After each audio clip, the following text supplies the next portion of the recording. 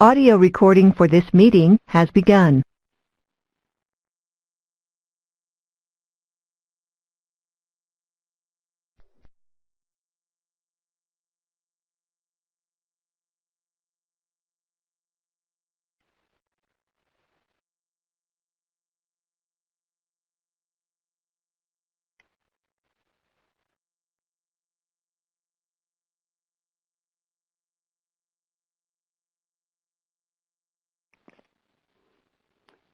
Okay, good afternoon, everyone. This is Molly Marin. I am the webinar coordinator for the New York State Technical Assistance Center.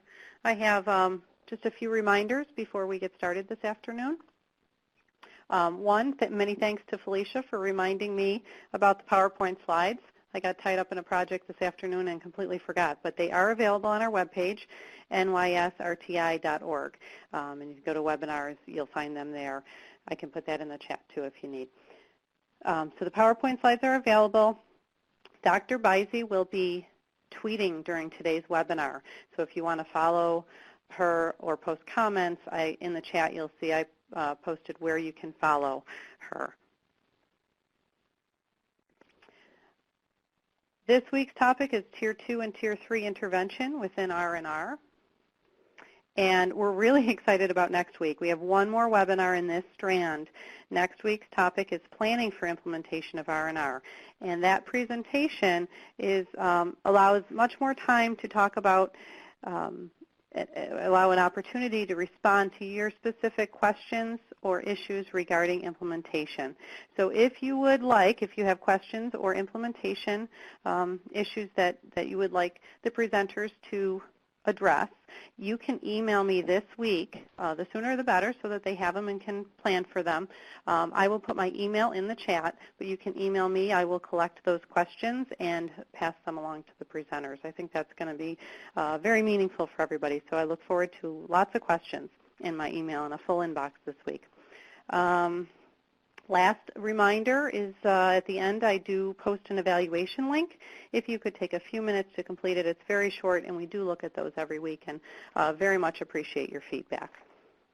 So without further ado, I'm going to introduce our presenters. Today we have Dr. Virginia Beisey and Dr. Ellen Peisner-Feinberg. They are senior scientists at the Frank Porter Graham Child Development Institute at the University of North Carolina at Chapel Hill. They co-direct a program of research on recognition and response, a model of tiered instruction linked to formative assessment that was developed and is being validated with funding from the Institute for Education Sciences at the U.S. Department of Education. Drs. Beisey and Peisner-Feinberg and their team have conducted several studies to evaluate the effects of R&R on children's language and literacy skills. In a more recent study, they also developed and evaluated an adaptation of this model for addressing the language and literacy skills of Latino dual language learners. With funding from the U.S. Department of Education, they are currently working on an application of the model to improve early mathematics instruction for all children and to create targeted interventions for some children who need additional instructional supports. In 2013, they co-edited the Handbook of Response to Intervention in Early Childhood, published by Paul H. Brooks Publishing, and arguably the most comprehensive source of information available on this topic. Again, today they will present Tier 2 and Tier 3 intervention within R&R. And at this point, also during the presentation, please post questions in the chat. They will address those questions at the end, but use the chat box for any questions you have. And at this time, I'm very pleased to introduce our guest presenters and turn it over to them. Welcome. Hello.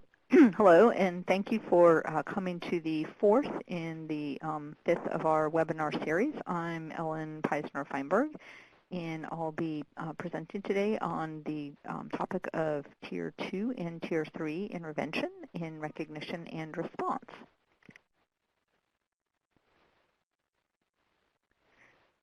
Today in our webinar series, we have three objectives.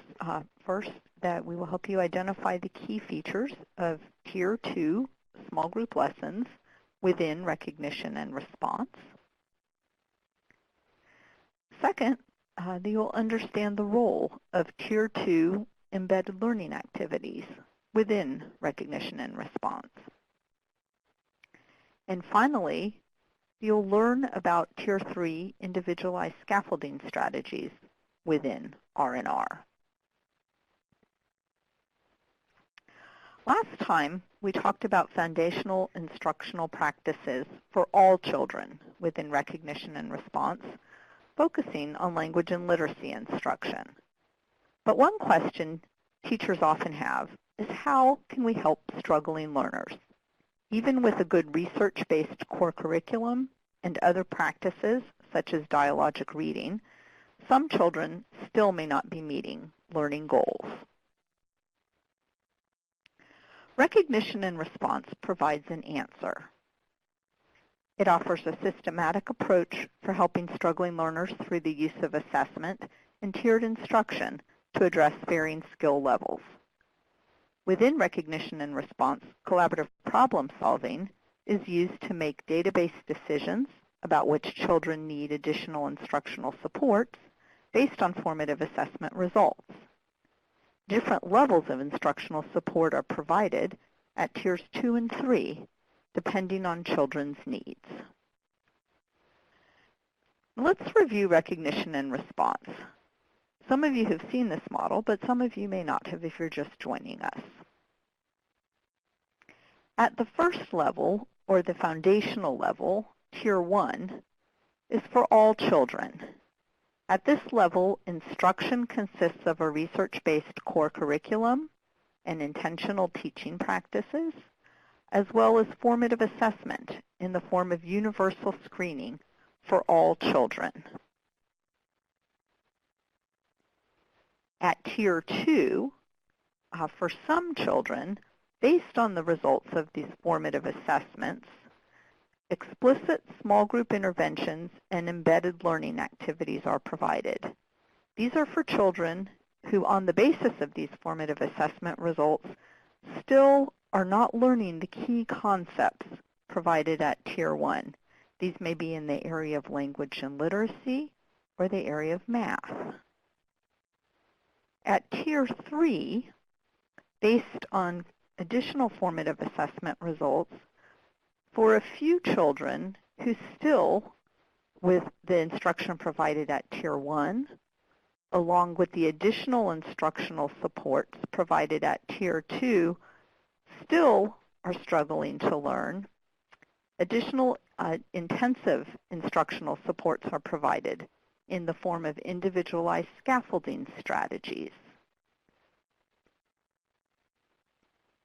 The decisions about who needs which levels of additional instructional support are provided through the collaborative problem-solving process, where teachers, administrators, and others come together to review the results of the assessments and make decisions about children's instructional needs.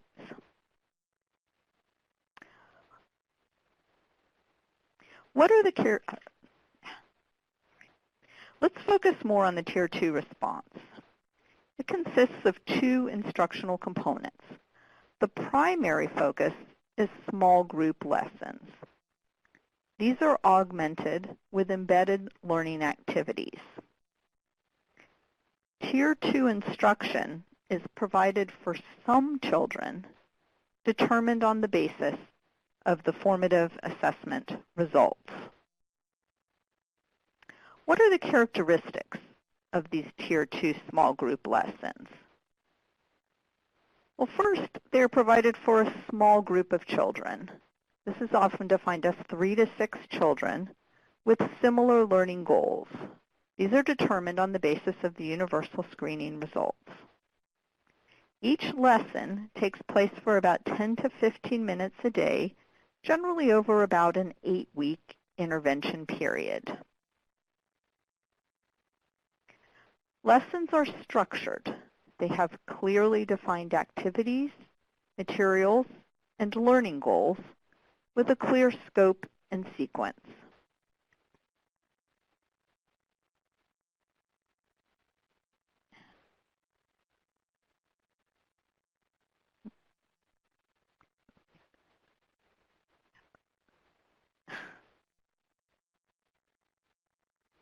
The lessons are teacher-directed. The lessons are also curriculum-based. They use supplemental curricula in a specific content area. It may be a language and literacy curriculum or a math curriculum. It may need to be modified for a small group format. They also focus on key skills corresponding to those in the core curriculum. The focus of this academic content is determined by the research in these primary areas. For example, in the area of math, the focus, such as that determined by the National Research Council, has been on two primary areas. The area of number, that includes whole numbers, operations, and relations, and in the area of geometry, spatial thinking, and measurement.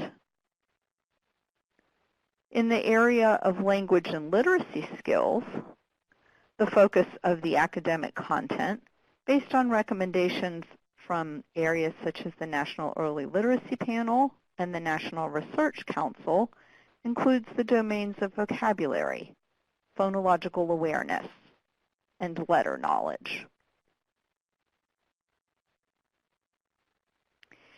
It's important to distinguish between small groups at Tier 1 and small groups at Tier 2. Most preschool classrooms are already using small groups in some form, but most likely using them in the context of Tier 1 instruction, which differs in several important ways from Tier 2 instruction. First, they differ in the ways that groups are formed. At Tier 1, typically children choose the groups that they belong to. Sometimes teachers may make those choices, but often children choose the groups, as opposed to at Tier 2, where data-based decisions are made. These are determined by the results of the formative assessments. Secondly, at Tier 1, these choices likely result in children with varying skill levels. The groups will consist of children that vary. In contrast, at Tier 2, the groups will consist of children all having similar learning goals. A second primary difference between small groups at Tier 1 and Tier 2 has to do with the context and the focus of instruction. At Tier 1, the groups typically are child-initiated activities within interest centers. In contrast, at Tier 2, the context of the groups is structured and sequenced lessons. Similarly, at Tier 1, the focus of instruction is usually related to thematic concepts or broad curriculum goals. These may cover a range of areas, including language, literacy, art, dramatic play, etc. In contrast, at Tier 2, the instruction focuses on specific skills in a particular content area. For example, vocabulary, letter knowledge, and phonological awareness within the domain of language and literacy skills. Finally, a third primary difference between small groups at Tier 1 and Tier 2 consists of the teacher's role. In Tier 1, teachers primarily play a role in terms of observing and monitoring all children's participation, as well as encouraging and facilitating learning as needed. In contrast, at Tier 2, teachers play a very direct role in terms of explicitly teaching lessons and systematically monitoring progress through the formative assessment.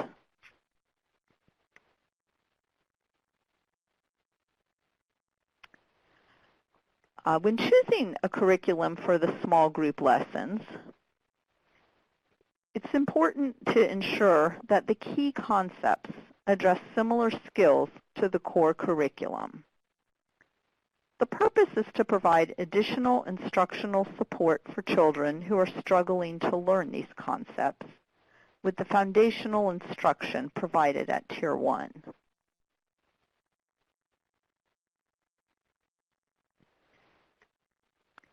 It's important to ensure that the lessons themselves have a clearly defined scope and sequence. Sorry, we're on the wrong slide. So in implementing the small group lessons, it's important to continue using the Tier 1 core curriculum and other foundational instructional practices, such as dialogic reading. You must select a Tier 2 curriculum for supplemental instruction in a particular content area.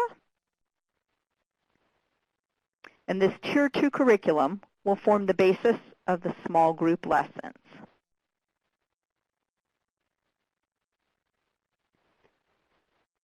These small group lessons need to address similar skills to the core curriculum. As mentioned, the purpose is to provide additional instructional support for children who are struggling to learn these concepts with the foundational instruction provided at Tier 1. You need to ensure that the lessons themselves have a clearly defined scope and sequence of learning. This is why we found that it works best to use an existing research-based curriculum focused on a particular domain. You may need to adapt an existing supplemental curriculum to fit the small lesson format and timing of recognition and response.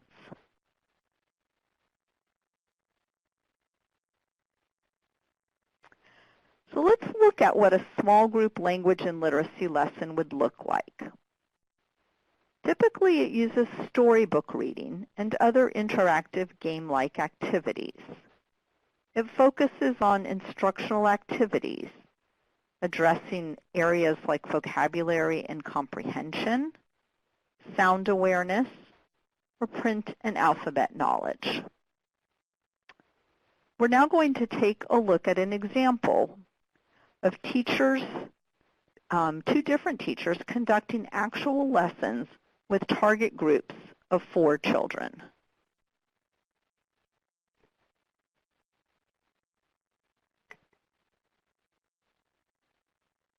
So he can beg, he can shake hands, shaking very hard. He can shake hands. Shake hands with me. Shake hand, Camille. This is shake. He can shake hands. He can shake hands. Shake. And you move He's up and shaking down. like this. And do you think he's shaking hard or soft? Hard. He's shaking very hard. Can you show me, Gregory, how do we shake hard? Hard. Hard handshake. See? Can you show me how we shake gently? Gentle handshake. Very gentle. Very good. Next, she told Clifford to sit. Clifford is very smart, Stephanie. He sat. What is Clifford doing? What is he doing over here? Está sentado. He's sitting. Why do you like Clifford? Because he takes care of people. Because he does what? He takes care of people. And I like it the way Isabella told me in a complete sentence. So let's write.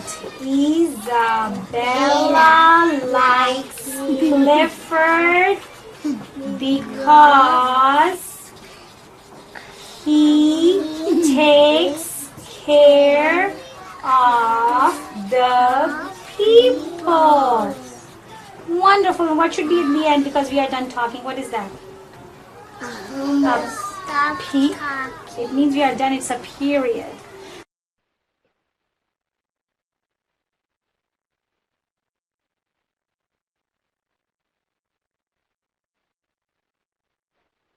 Okay, so we just saw samples of different aspects of language and literacy instruction, vocabulary, story comprehension, and print knowledge. and I just have to point out at the end there, particularly with the print knowledge, that was, I think, a particularly nice example of the teacher trying to point out different elements, and the one little girl talking about the peacock or the period at the end of the sentence. I always find that a particularly engaging example. Okay, well, let's move on and talk about the other aspect of Tier 2, Part 2 of Tier 2, or embedded learning activities. The purpose of embedded learning activities is to complement and extend the small group instruction. It offers additional opportunities for children to practice, generalize, and maintain the skills that they're learning within the small group lessons.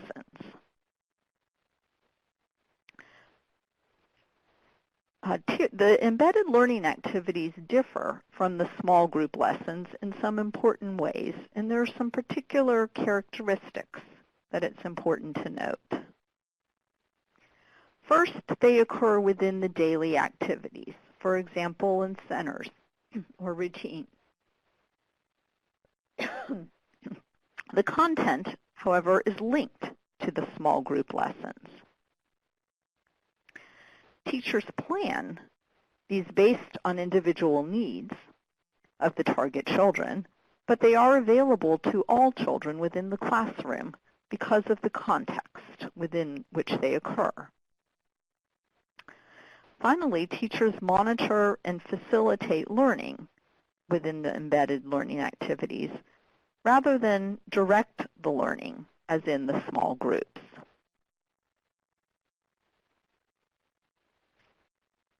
Embedded activities offer a way to think about both teaching and learning contexts within the classroom. Let's talk a little more about both of those.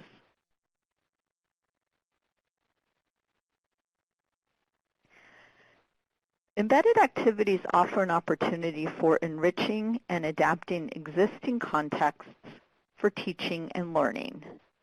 These can take place within multiple contexts within the classroom. For example, in the learning environment, embedded activities can occur in interest centers by adding additional materials, equipment, or rearranging the room.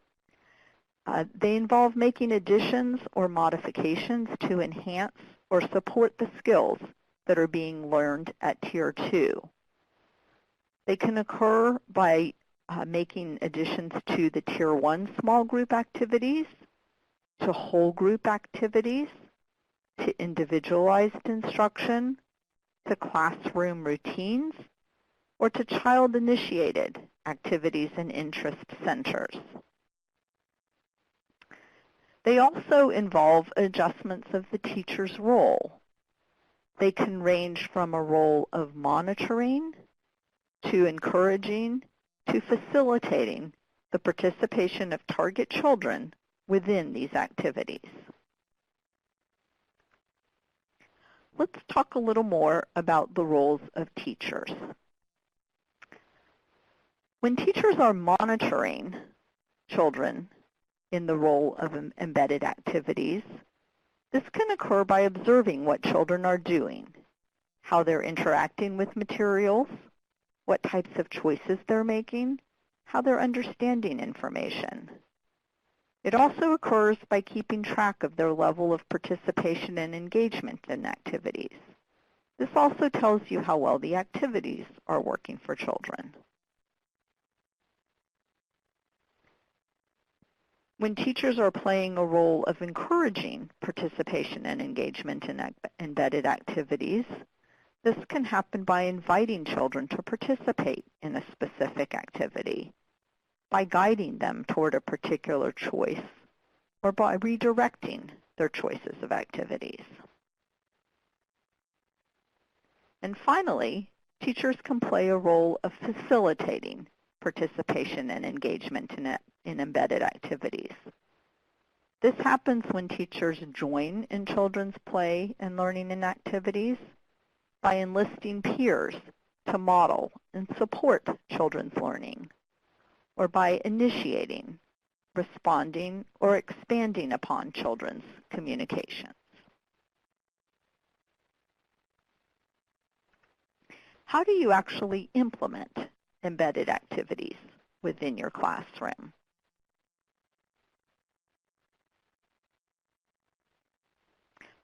First, you need to identify the specific skills being targeted.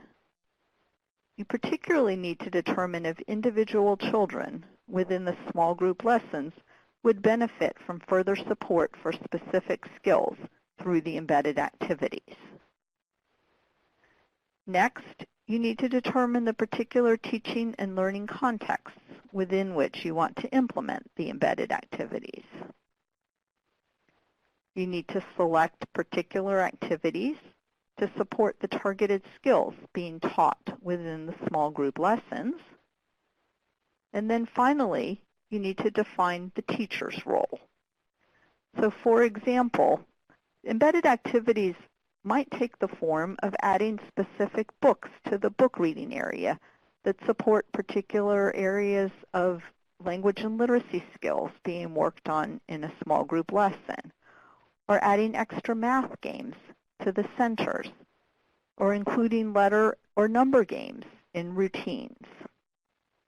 Remember that there's always a particular focus on the skill levels and the participation of the target children who are participating in the small group lessons, but that all children can participate and benefit from the embedded activities. So what are the take-home messages about embedded learning? Well, first, that these activities reinforce the key skills being taught at Tier 2. That teachers' roles are to monitor and encourage children's participation. That peers can support and benefit from these learning activities.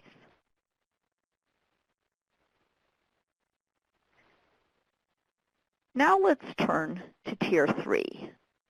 What do we mean by Tier 3 individualized scaffolding strategies?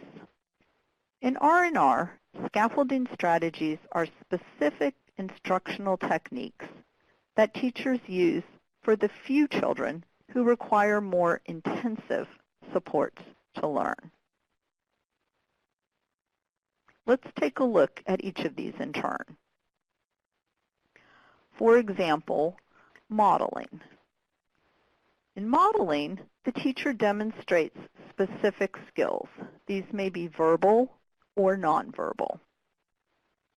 For example, during a rhyming game at circle time, the teacher demonstrates an example before calling on the target child to name a rhyming word.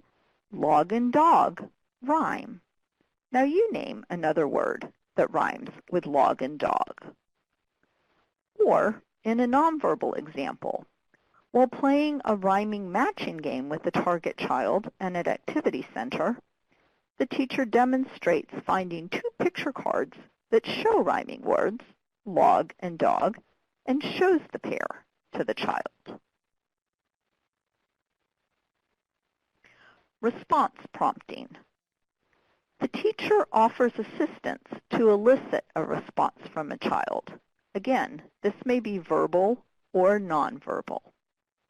To give an example, during a whole group alphabet hunt activity, the teacher says to the target child, "I see the letter A in this word.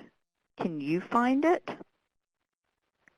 During the same alphabet hunt, the teacher stands near a classroom label containing the letter A and gestures for a target child to come over.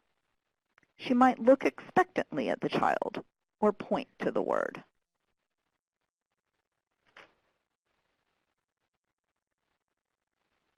Peer supports. Peer support another child in learning by encouraging participation or demonstrating a response. When prompted by the teacher, a more proficient peer joins a target child in playing a letter matching game during an activity.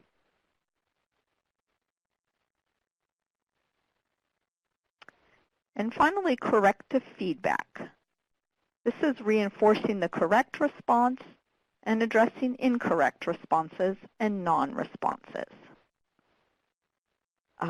In an example of reinforcing a correct response for a request to point to a picture showing a dog, the target child points correctly, and the teacher says, "You pointed to the dog. That's right."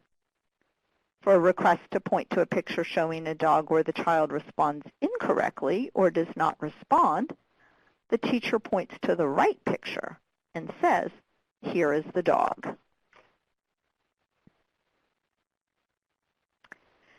In addition, at Tier 3, we also provide for supplemental behavioral supports.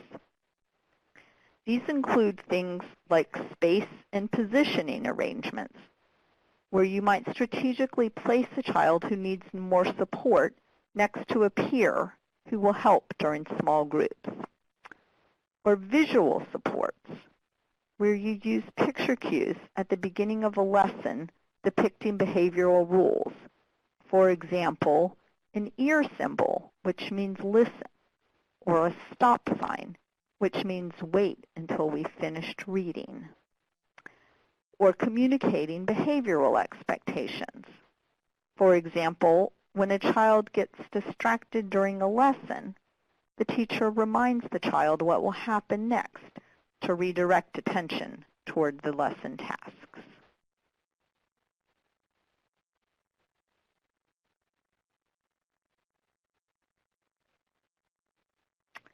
What are the steps for implementing the Tier 3 strategies? First, use the results from the formative assessments to determine which children need additional instructional supports. This is determined by looking at the children who made little to no progress after a round of Tier 2 intervention. Next, add scaffolding strategies into the small group intervention lessons. Next, monitor student progress and readjust the plan for scaffolding strategies as needed.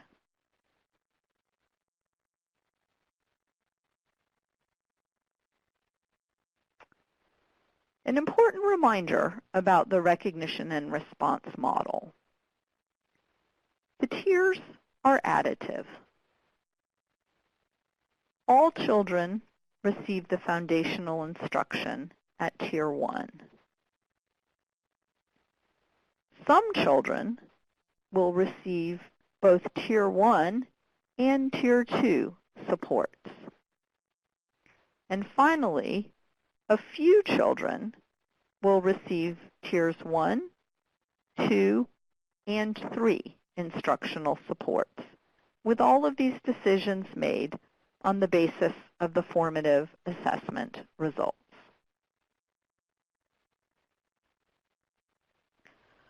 Let's review what we've discussed today.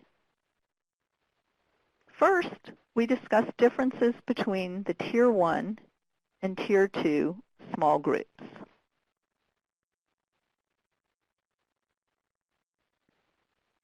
We reviewed characteristics of the Tier 2 small group lessons as a part of recognition and response. We examined the use of embedded learning activities within R&R. And we identified individualized scaffolding strategies for use at Tier 3.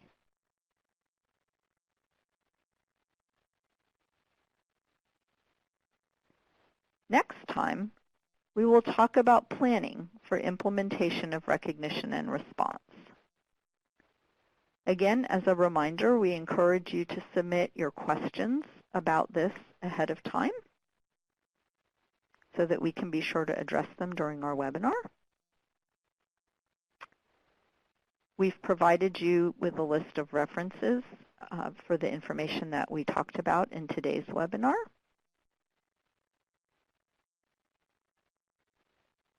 And for more information, visit our website, randr.fpg.unc.edu. And at this point, we are open to taking your questions. And both Dr. Bicey and I will be happy to address those.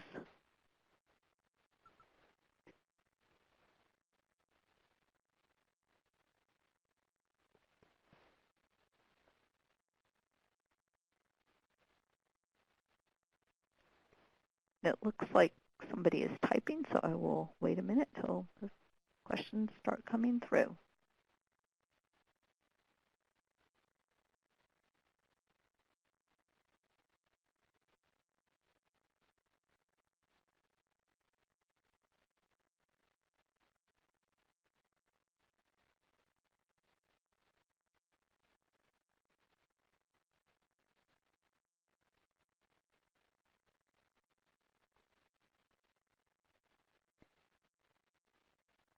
So I see that somebody has made a comment that this has reinforced the training that they've received. So that's a good thing. So thank you. We're glad to hear that.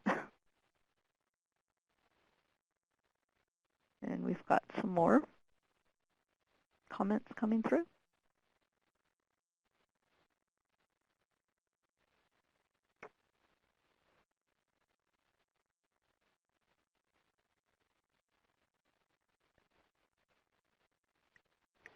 So this is Virginia Bicey, and while we're waiting for people to type in their questions, I'm going to offer a question for Ellen to answer.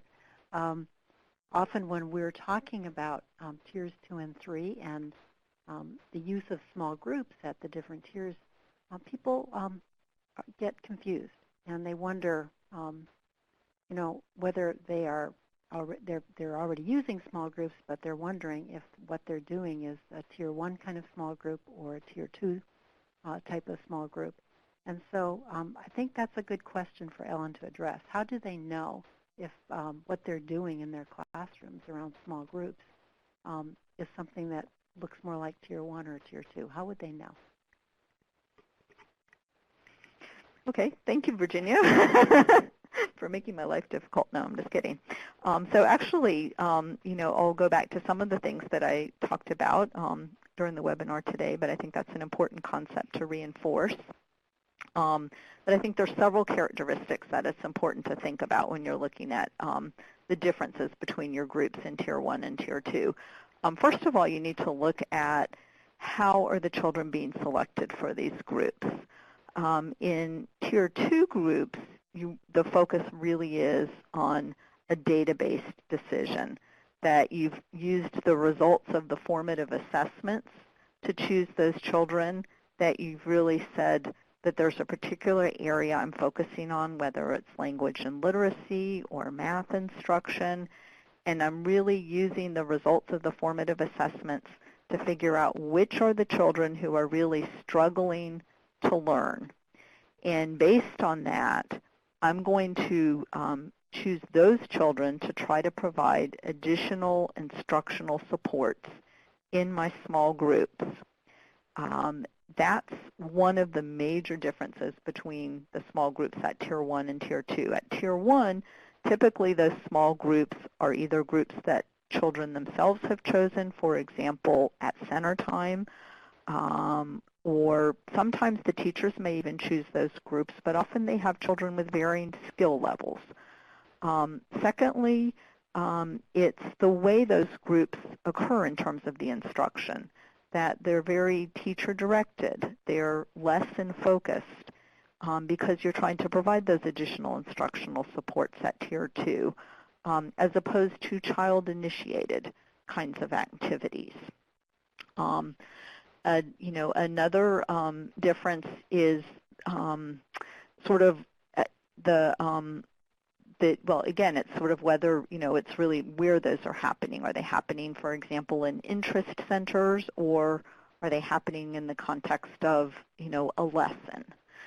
And then finally, like I said, it's what your role is. Is it really a teacher-directed role or a sort of monitoring, encouraging, facilitating kind of role? Thank you, Ellen. That was helpful. I wanted to share a comment with our participants today. Sometimes when we're out observing in pre-K classrooms, we actually see something that's almost like a hybrid of what Ellen was just talking about.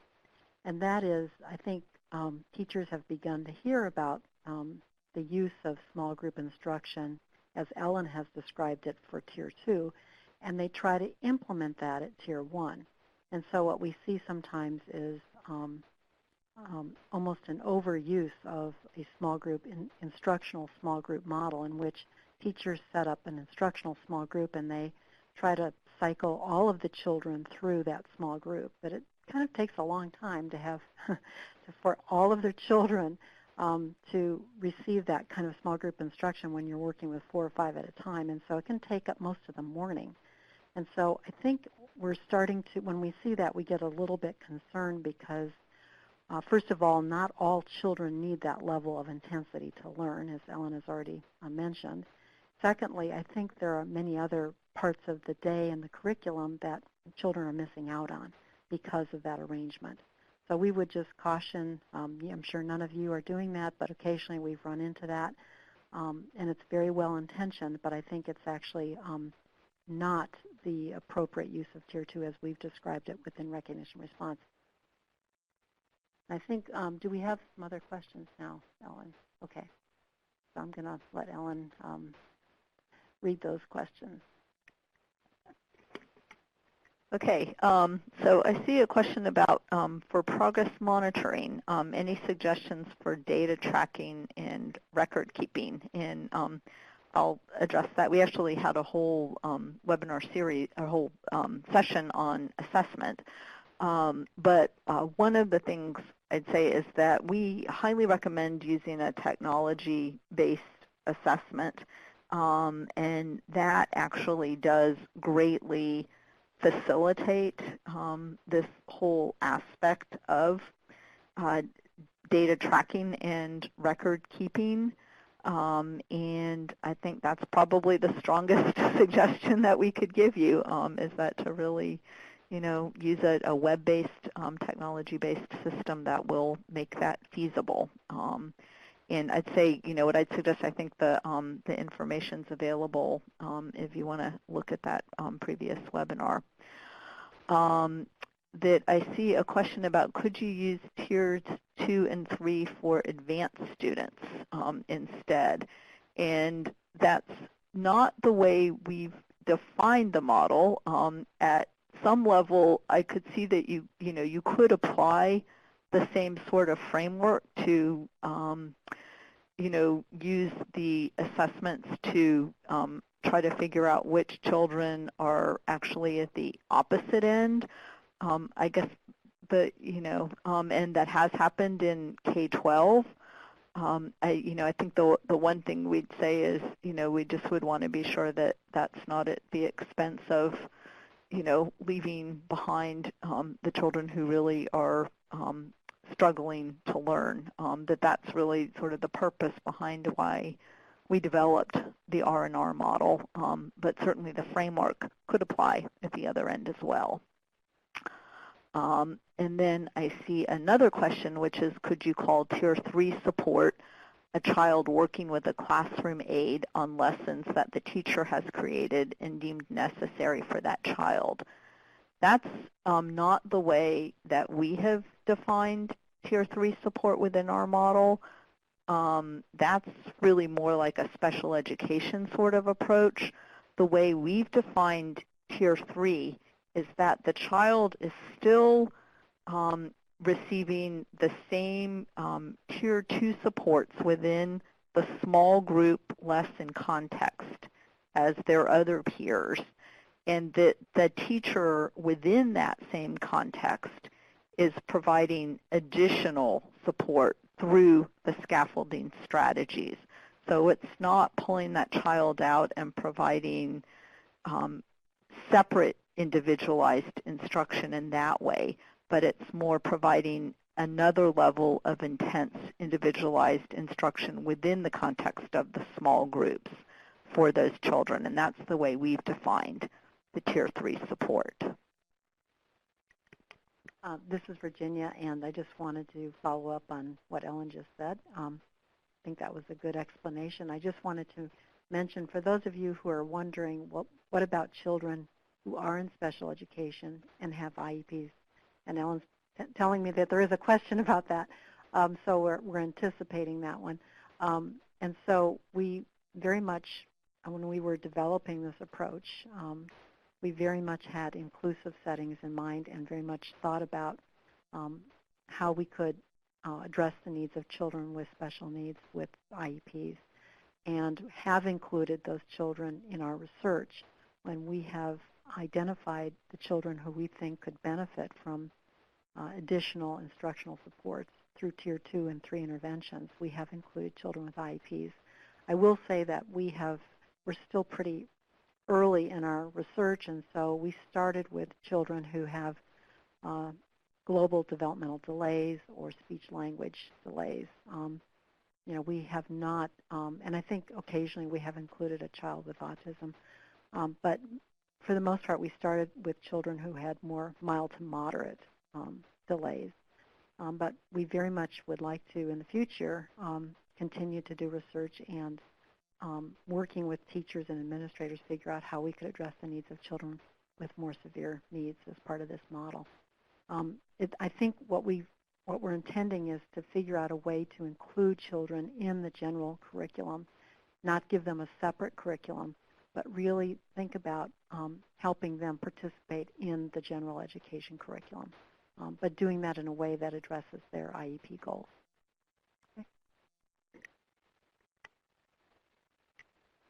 So I think I'm not seeing any more questions coming through at this point.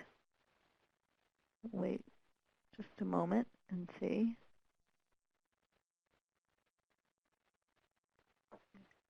This is Virginia again. Here's another question that we get often from groups that we're in front of. And again, we really regret that we're not in front of you right now, because I think if we were there in person, I can imagine we'd have a great conversation about this. But one of the questions we get is, how do we think about choosing that curriculum for the Tier 2 small group lessons?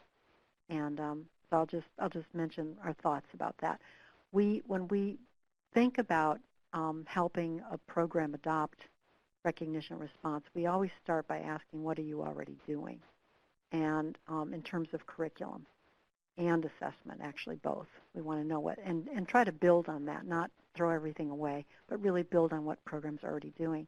So we start with looking at what the curriculum is at Tier 1, and there are a variety of curricula being used out there, as I'm sure you're aware. Sometimes states have their own particular curriculum that's mandated. Sometimes programs do. We often run into the creative curriculum at Tier 1. OWL is a popular one.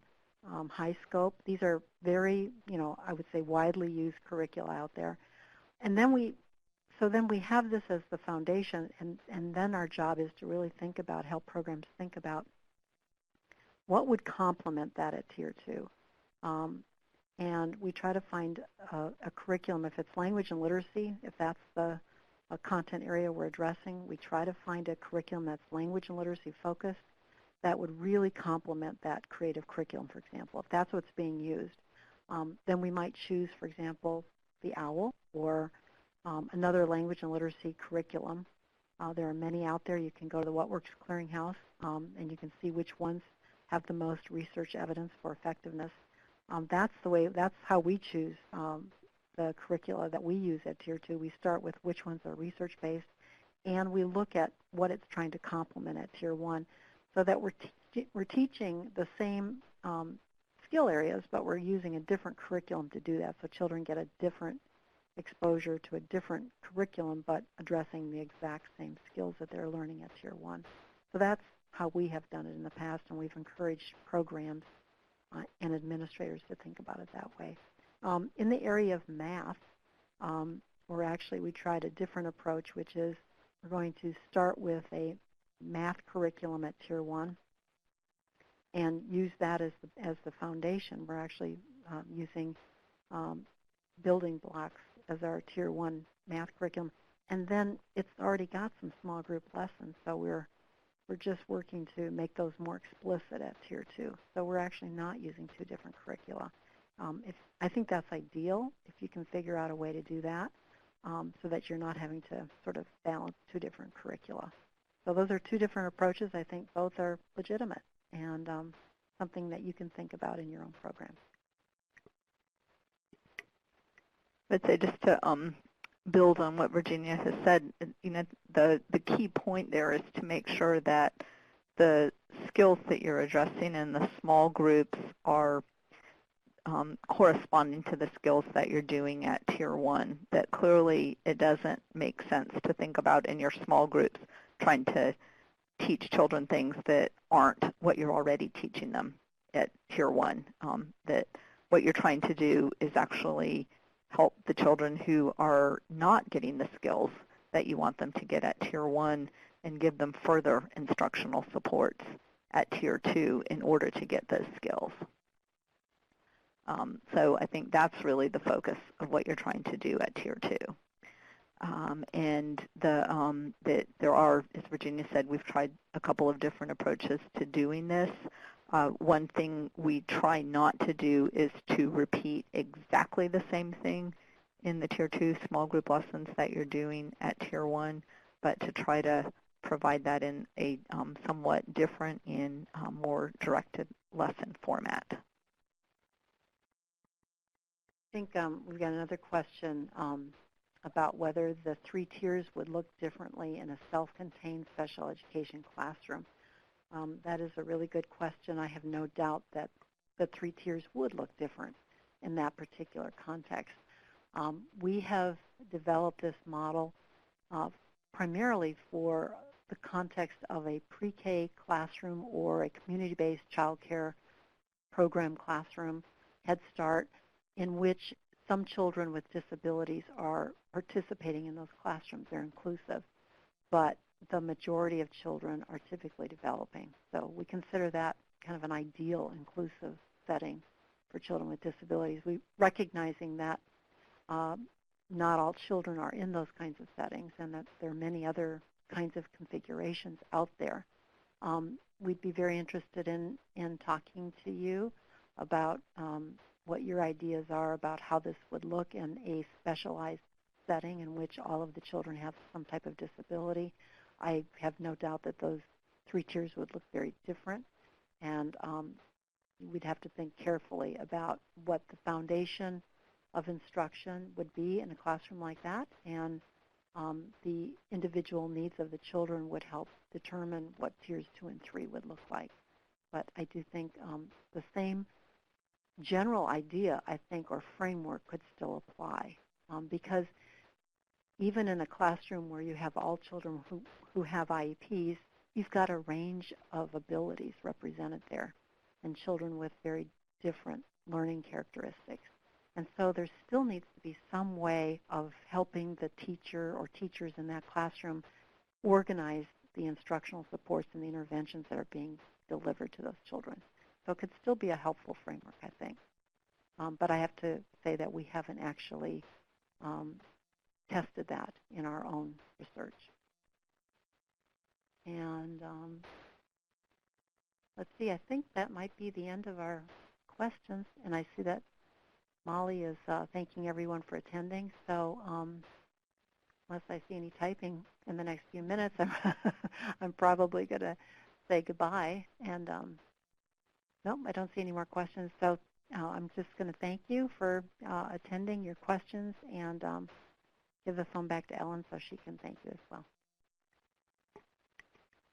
Yes, thank you all for attending, and we hope that you will be able to join us at our next webinar on implementing R&R on May 5th.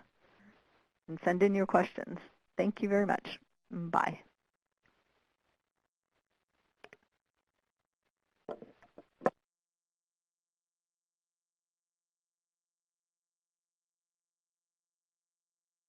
Audio recording for this meeting has ended.